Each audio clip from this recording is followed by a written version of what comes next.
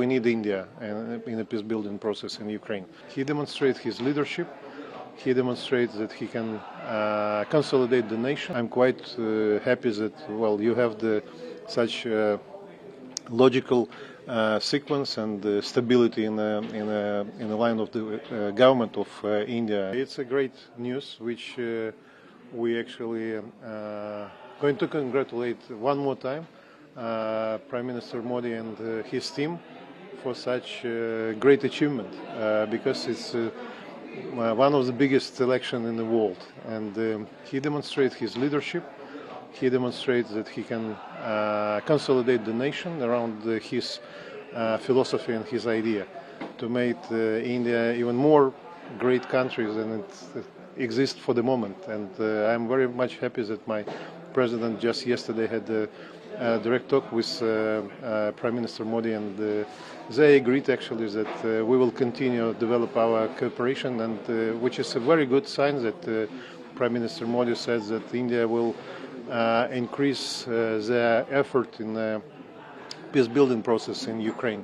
So we're expecting that India will be present during the peace summit, which actually will start next week in Switzerland.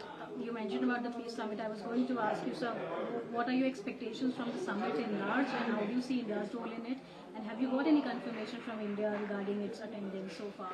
Yeah, definitely India will be present. This is what Honorable Prime Minister said even quite a couple of weeks ago. He confirms that India will be present on a summit. But the level of presence will be dependent of the time, logistic and parallel commitment.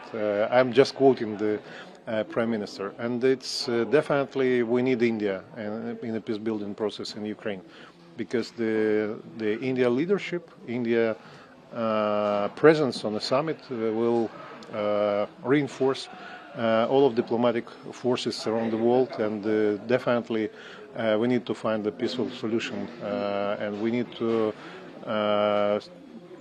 create the stable and prosper condition in Ukraine. So just last question on the ongoing conflict in Ukraine. PM Modi highlighted India's people-centric approach to the conflict, and he also said that dialogue and diplomacy is the only way forward for the conflict. How do you see India's role in this conflict so far? Yeah, let me just a little bit correct you, because everybody knows that it's not a conflict in Ukraine; it's a war of Russia against the Ukraine.